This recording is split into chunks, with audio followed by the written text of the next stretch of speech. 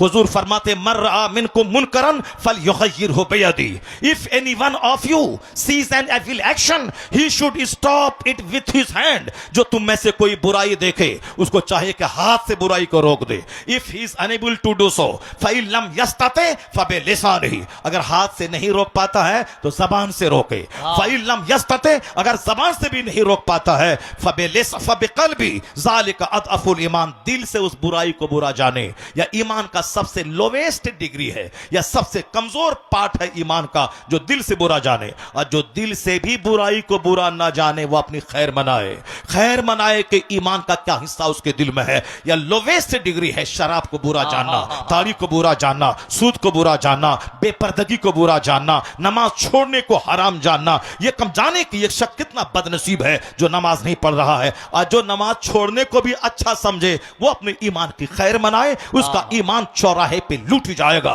जो हराम करने वालों को साथ देता हो, उनके साथ बैठता हो, वही जालिम वो नहीं है जो जुल्म करता है। वो अभी जालिम है जो जालिम का साथ देता है, जो जालिम के साथ 10 कदम चलता है, जो जालिम के साथ बैठ के खाना खाता है, जो जालिम के साथ मुस्कुराता है, वो भी उस जुल्म में जालिमों में शुमार किया जाएगा। इसलिए अगर तू उसको नहीं रोक सकता है हाथ से, नहीं रोक सकता है जबान से कम उसका बाइकाट तो कर सकता है। उस जालिम के साथ ना बैठेंगे, जालिम के साथ ना सुन, जालिम की बात ना सुनेंगे, जालिम के साथ ना रहेंगे, जालिम की बेटी की शादी में ना जाएंगे, जालिम की दीवार के साए में नहीं रहेंगे। अगर ये क्वालिटी भी दिल में नहीं है तो समझ ले कि तेरा दिल मर चुका है, तेरा दिल अंधा हो चुका है। समाज में जो सूद खाने वाले हैं उसके घर में एक गिलास पानी नहीं पी, जो लोग हराम कमाई करने वाले हैं उसके बेटे का वलीमा मत खा, उसके सोफा पे मत बैठ, उसके घर की दीवार के साए में मत जा। जिस इमाम आजम की आप पैरवी करते हैं उस इमाम आजम के बारे में आपने जाना है।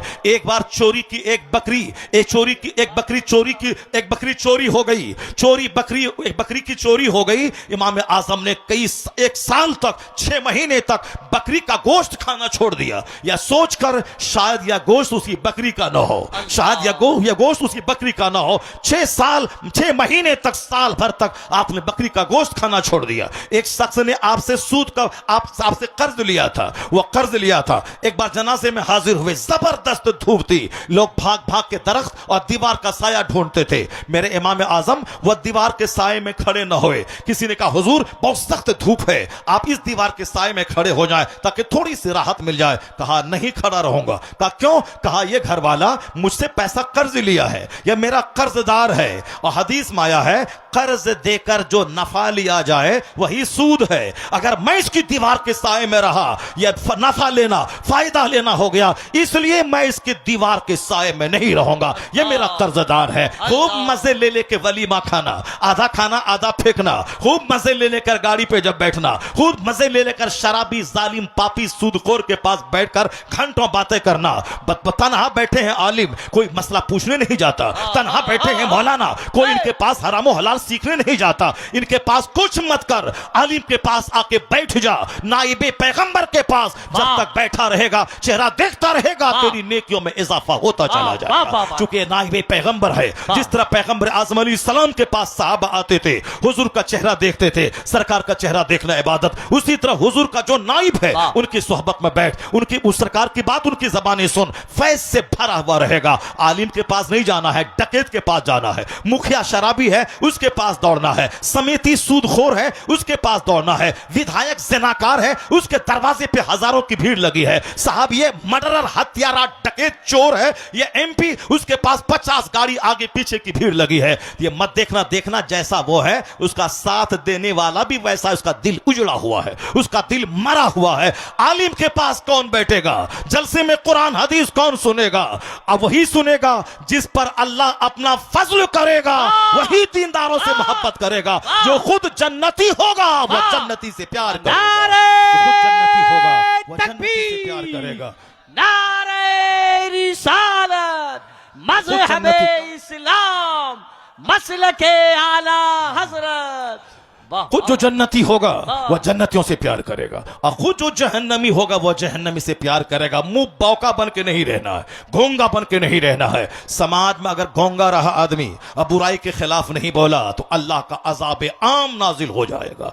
जब तक जिंदा है मुसलमानों की क्वालिटी है अम्र बिल मारूफ करते रहना, बुराई से रोकते रहना, अच्छी बात का हुक्म देते रहना, अच्छी बातों का हुक्म देते रहना। यह मोमिन की क्वालिटी है, यह आलिमों का मनसब है कि वह जबान से बोल, जुमा के खिताब में बुराई से रोके, ईदैन के खुतबे में बुराई से रोके, वह हर मजलिसों में मुस्तफ़ा की हदीस सुना सुना कर बुराई से रोके। आज वो सारी क्वालिटी बंद होने की वजह से हमारा गरीब भी उजड़ा हुआ, हमारा मालदार भी उजड़ा हुआ, हमारे पढ़े लिखे भी उजड़े हुए, हमारे जाहिल भी उजड़े हुए। एक चैप्टर खोलता हूं, गरीब कैसा था, मालदार कैसे थे, नौकर कैसा था, मालिक कैसा था, मर्द कैसे थे, औरत कैसी थी, कैसी तहजीब थी, कैसा समा था। बगदाद मोहल्ला का नाम सुना होगा, बसरा का नाम सुना होगा, कूफा का नाम सुना होगा। बसरा का एक रईस था, अरबों में खेलने वाला, उसका एक बाग देहात में था, जैसे बहुत सारे लोगों का घर किशनगंज में है, उसका एक बाग देहात में होता है। वह संडे संडे आते हैं, अपने दो चार दोस्त को बिठा के लाते हैं और कहते हैं चलो मेरे धान के खेत देखना, चलो आम का बागीचा देखना, चलो हमने 100 पेड़ लीची लगवाया है उसको देखना, यह लीची का मौसम है, उस लीची के मौसम में चलो खाते हैं आज अपने दरख्त का, अपने बाग के पेड़ की लीची खाते हैं। शहर से लोग लाते हैं। बसरा का रईस देहात में उसका बाग था, अंगूर का बाग था, खजूर का बाग था, बहुत बड़े खित्ते अर्ज पे उसका बाग फैला हुआ था। दोस्त को कभी कभी लाते थे।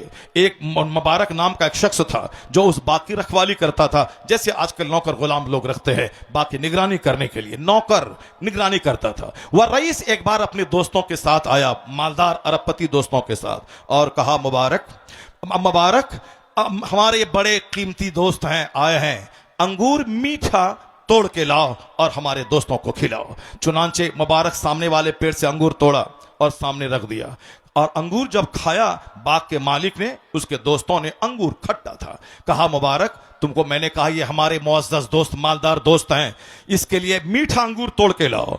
उन्होंने फिर दूसरे पेड़ का अंगूर तोड़ा और ला के रख दिया। इत्तेफाक से वह अंगूर भी खट्टा था। फिर मुबारक ने कहा, थोड़ा मुबारक को तेवर बदल कर मालिक ने कहा बाग के, मैंने तुमसे कहा ये हमारे बड़े मालदार बड़े कीमती दोस्त हैं, मीठा अंगूर लाओ। तीसरे पेड़ के पास गया, फिर तोड़ा, लाए, इत्तेफाक से वह भी खट्टा था। वो कहा मुबारक तुमने नहीं सुना मेरी बात, मीठा अंगूर मीठा मीठा, ये हमारे दोस्त मेरे शहर से आया है, क्या सोचेंगे, और तुम मीठा अंगूर की बजाय खट्टा ला रहे हो। वो कहा हुजूर माफ फरमाए, मैं कैसे जानूं कि किस दरख्त का अंगूर मीठा है। अल्लाह समद, मैं कैसे जानूं किस दरख्त का अंगूर मीठा है। कहा क्या मतलब? कहा मतलब यही कि आपने मुझे बाग की निगरानी के लिए रखा है। आपने नहीं कहा था इस बाग में अंगूर खाते रहना, आपने कहा था निगरानी करना। मैं निगरानी करता हूं, मैंने अंगूर चखा नहीं है, तो मैं जानूं कैसे किस पेड़ का अंगूर मीठा है, किसका खट्टा है। बाग का मालिक कहा सच, कहा हां सच, कहा सच, कहा हां सच, मोमिन झूठ नहीं बोलता। बाग का मालिक चेहरा देखता रहा, इस जमाने का नौकर गुलाम। इस तरह ईमानदार, जबकि सीसी कैमरा भी नहीं है कि मैं आके खंगालों के कब देखा, कहां तोड़ा, कहां खाया। वो अगर 2-4-10 अंगूर खा भी लेता, अपने घर में 10 केजी भेज भी देता, तो मालिक को क्या पता चलता जहां हजारों पेड़ लगे हुए हैं। अल्लाह का डर। अब्दुल्ला इब्ने उमर रास्ते से गुजर रहे हैं, एक चरवाहे के पास हजारों बकरियां थी। कहा कि भूख लगी है, एक बकरी मेरे हाथ बेच दो। चरवाहा बोला कि ये मैं तो निगरां हूं, चरवाहा हूं, बकरी का मालिक तो शहर में रहता है, मैं तो निगरानी करने वाला हूं, मैं कैसे बेचूं। कहा आपने कि एक बकरी बेच डालो, पैसे भी मिल जाएंगे, और मालिक को कह देना कि एक बकरी मर गई। जब हजारों बकरियां यहां हैं, कोई मरेगी, कोई कमजोर होगी, कोई बीमार होगी, तो कह देना बकरियां मर गई। अब्दुल्ला इब्ने उमर ने से उस चरवाहे ने क्या कहा, जरा गौर से सुनिए। चरवाहे ने क्या कहा? चरवाहे ने कहा ठीक है, मालिक तो शहर में रहता है, मैं कह दूंगा कि 5 बकरियां मर गईं, मैं आपके हाथ बकरी बेच दूंगा, पैसा ले लूंगा, मालिक नहीं देखेगा। लेकिन ऐन अल्लाह, ऐन अल्लाह, अल्लाह को कहां ले जाऊं, अल्लाह को कहां ले जाऊं, वो अल्लाह जो हर वक्त मुझको देखता है। अब्दुल्ला इब्ने उमर दंग रहे, कहा चरवाहा इतना खुदा की मौजूदगी पे विश्वास करता है कि मालिक रहे शहर में, ये यहां अल्लाह के डर से गुनाहों से बचता है। चरवाहे के ईमान का ये आलम है, उस जमाने के मुत्तकी परहेजगार लोगों के ईमान का क्या आलम होगा। इसलिए आज दुनिया में जो ज़िना, शराब, सूद, पुलिस की मौजूदगी में ज़िना, कचहरी की मौजूदगी में ज़िना इस्लाम के खिलाफ बोलता है। इस्लाम का अकीदा है कि अल्लाह हर वक्त देख रहा है, अल्लाह को न नींद आती है न ऊंघ आती है, दो फरिश्ते कांधे पर हैं हमारे अमाल को लिखने वाले। अगर ये अकीदा परवान चाहा दुनिया में और दुनिया के लोग मजबूत यकीन लिए रहे कि अल्लाह देख रहा है, बांस के खेत में, मकई के खेत में, 5 स्टार होटल में, नदी के किनारे, ये अकीदा मजबूत होता जाएगा, दुनिया से गुनाह घटता चला जाएगा, दुनिया से गुनाह घटता चला जाएगा। काफिर तो कहता ही नहीं कि अल्लाह है, मुसलमान कहता भी है तो जबान से कहता है, हल्क के नीचे नहीं उतरता है। और जिस दिन हल्क के नीचे ये ईमान उतर जाए, उस दिन वह रात के सन्नाटे में अल्लाह से डरेगा, वह दिन के उजाले में अल्लाह से डरेगा। क्या डर खौफ एक नौकर का। वो बाग का मालिक बोला, मुबारक ये बात सच कहते हो? कहा हुजूर सच कहता हूं, मेरा रब जानता है मैंने आपके बाग का एक अंगूर चखा नहीं है।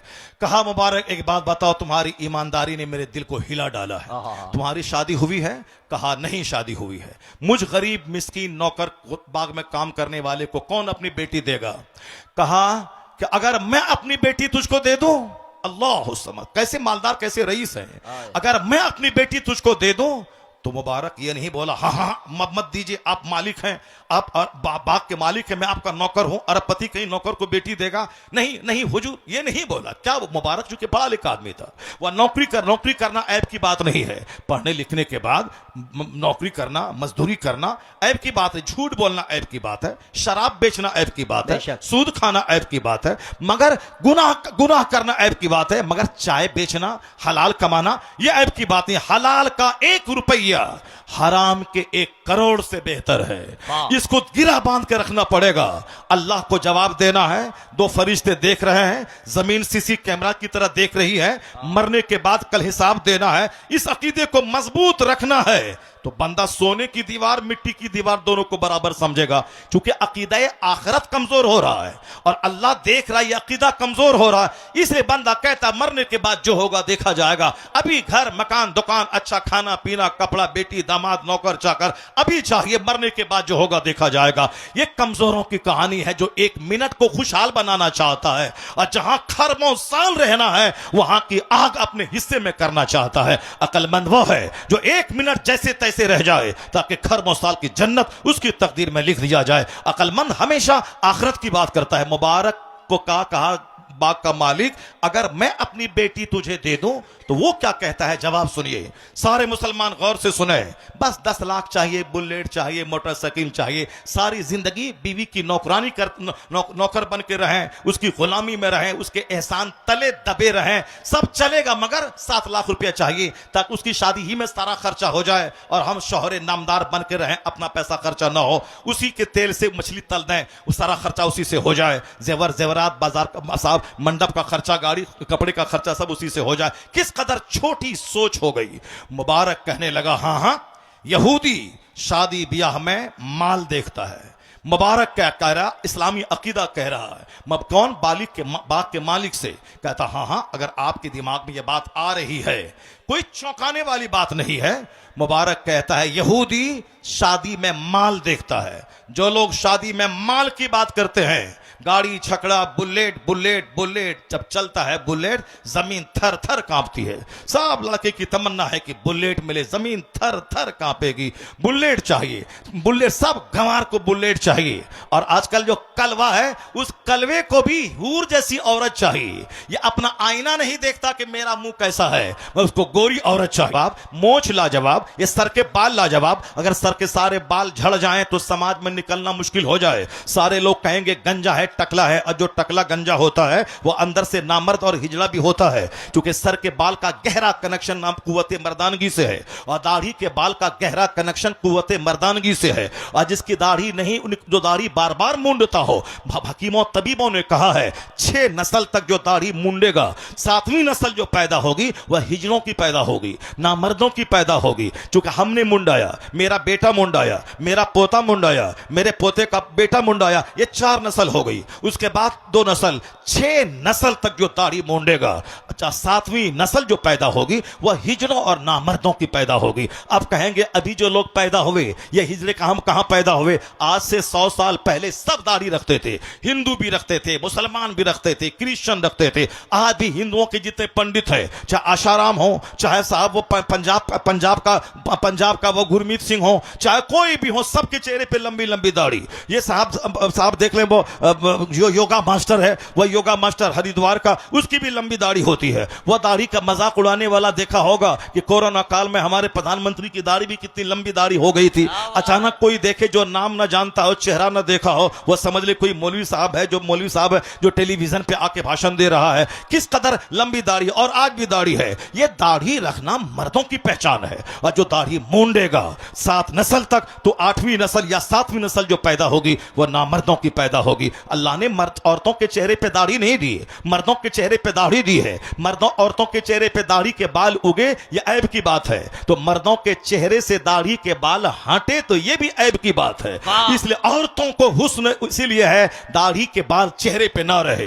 अब मर्द का हुस्न ये है कि दाढ़ी के बाल मर्द के चेहरे पे रहे, या इनके लिए है। ये बता दें कि सासर के बाल कितनी बड़ी नेमत है, ये दाढ़ी के बाल कितनी बड़ी नेमत है, ये नाखून कितनी बड़ी नेमत है। सर से लेके पांव तक अरबों महासंख्यों साहब रुपए की जो दौलत अल्लाह ने जिस्म की सूरत में दिया है, इसका तुमने बदला क्या दिया? इसका शुक्राना तुमने क्या अदा किया? इस जिंदगी को किस काम में तुमने लगाई? इसका सवाल जब तक जवाब बंदा नहीं देगा 1 इंच नहीं हटेगा। दूसरा सवाल होगा, तुमने जवानी किस काम में लगाई? बुढ़ापे में तो सारे लोग नेक बन जाते हैं, बचपन में तो सारे बच्चे खेलते कूदते हैं, बुढ़ापे में बूढ़ा आदमी की जब कमर नहीं उठेगी तो वह क्या गुनाह करेगा? बुढ़ापे में जब हाथ थरथराएगा तो क्या शराब का गिलास लेके पिएगा? असल तौबा जवानी की है। किताब में आया है अल्लाह तबारक व तआला 70 बूढ़ों की तौबा से उतना खुश नहीं होता जितना एक जवान की तौबा से खुश होता है। चूंकि जवान के बदन में शहवत ख्वाहिशात की आग लगी होती है, जवान के बदन में तमन्नाएं हैं, सीने में आरजुएं हैं, विशेष हैं, डिजायर्स हैं, बेशुमार ख्वाहिशात हैं, किसी को देखने का, कुछ पीने का, लड़ने झगड़ने का, सब बदकारी करने का, कोठे पे जाने का। मगर जो ख्वाहिशात पे कंट्रोल कर ले, खबरदार नहीं कदम बढ़ाना है, और रोने लगे, अल्लाह से भीख मांगे, इलाही गुनाहों से बचा दे, अब मैं तौबा करता हूं, मैं गुनाह नहीं करूंगा, तो जवान की तौबा 70 बूढ़ों की तौबा से बेहतर है। अल्लाह खुश होता है। इसलिए असल इबादत जवानी की। बुढ़ापे में सजदे में जाएगा, पीछे से हवा निकल जाएगी, रोता हुआ मस्जिद से बाहर आ जाएगा। बुढ़ापे में हज करेगा, 99 हाजी हज के बहुत सारे अरकान छोड़ के रोते हुए आते हैं, और ये कहते असल हज तो जवानी का हज है।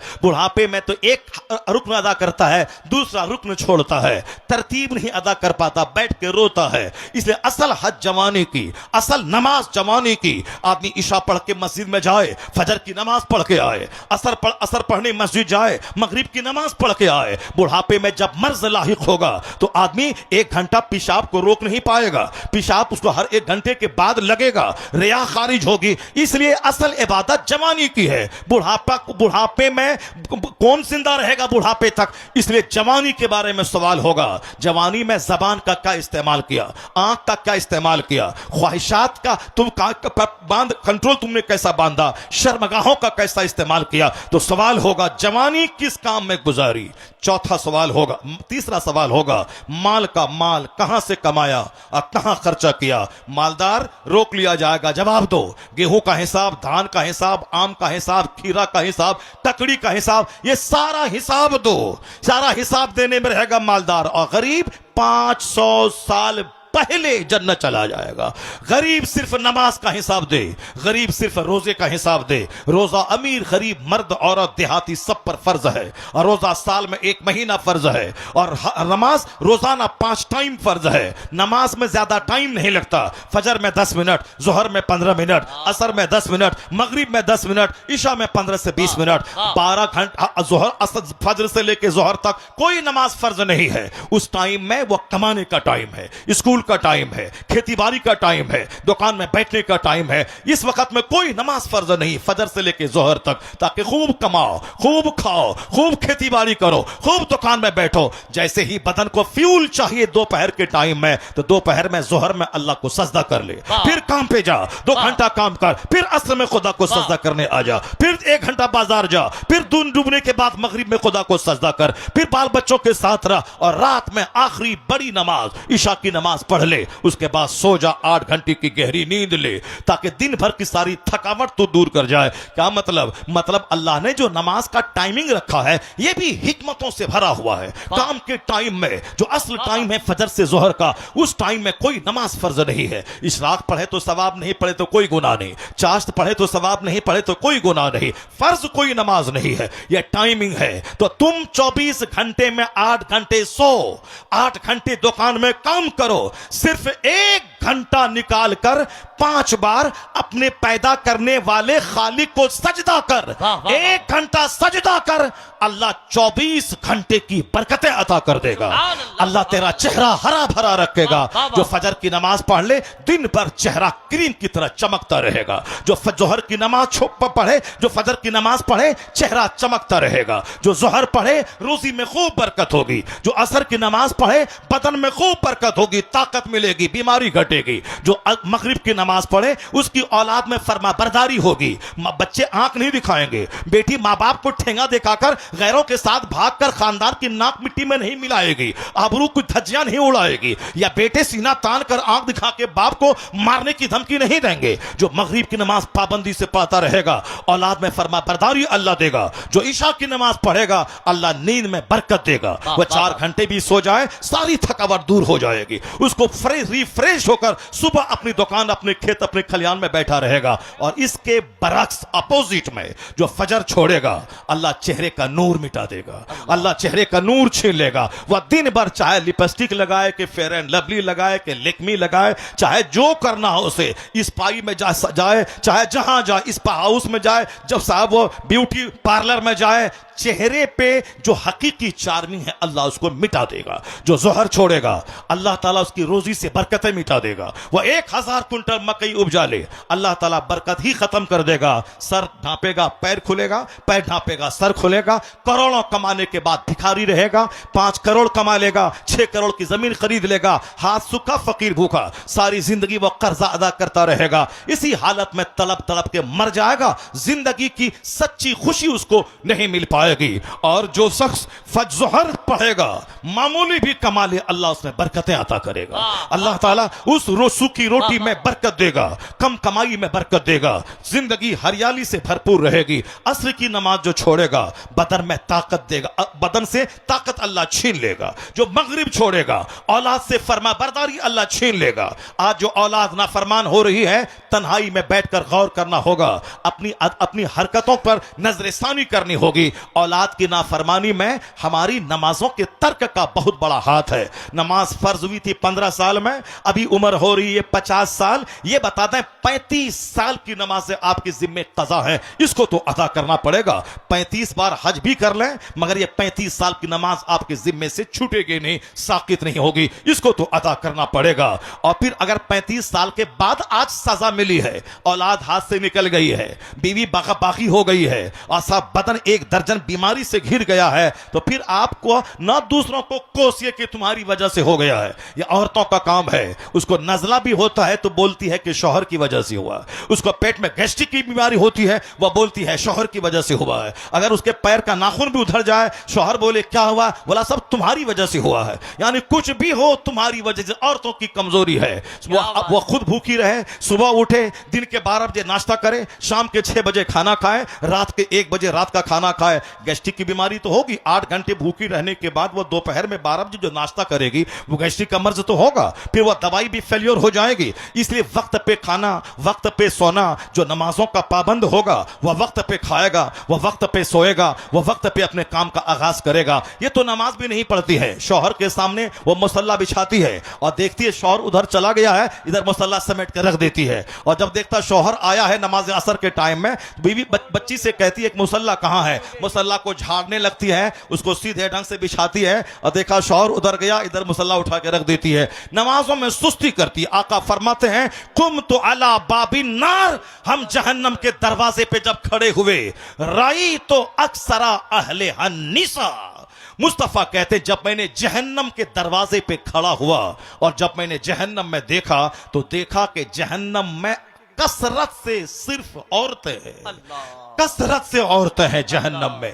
एक हदीस में आया है कि 1000 में 999 लोग जहन्नम जाएंगे और एक आदमी जन्नत जाएगा। तो जन्नत में करोड़ों लाखों में कोई कोई जाएगा और जहन्नम में थोक के थोक जाएंगे। उसका सबूत क्या है? मस्जिद में कम लोग नमाजी हैं और बाहर मेला में हजारों लोग हैं। जलसे में कम लोग बैठकर कुरान हदीस सुन रहे हैं और मेला में हजारों लोग हैं। इसी से समझ जाए कि जहन्नमी की तादाद ज्यादा है, जन्नती की तादाद कम है। जन्नती कितने हैं अंदाजा आप लगा सकते हैं। कोई टेंशन मत लें उसका जो मेला में घूम रहा है, बल्कि आप भी मेला में घूमते, मगर अल्लाह ने आपको बचाया, आपको तौफीक दे दी कि जन्नती माहौल में बैठ के जन्नत के माहौल में हो रहा। ये अपनी किस्मत पे नाज करें कि आप उन गाफिलों की तरह नहीं हुए। अल्लाह ने अपने जाकिरीन की सफ में आपको शामिल फरमाया है।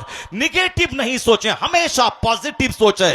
पॉजिटिव सोचेंगे तो बिल्कुल अपने आप में हमेशा सोचेंगे दूसरा क्या कर रहा है करे, हमको क्या करना है। ये मेरे मौलाना का काम है, जब वह बुराई देखे तो डांट डपट के रोके। दवाई जो तल्ख होती है वह ज्यादा असरदार होती है। हमेशा मीठी दवाई देंगे, मीठी दवाई का फायदा नहीं होता उतना। जो दवा ज्यादा तल्ख होती है, जो दवा ज्यादा कड़वी होती है, वो ज्यादा फायदा करती है। हुजूर फरमा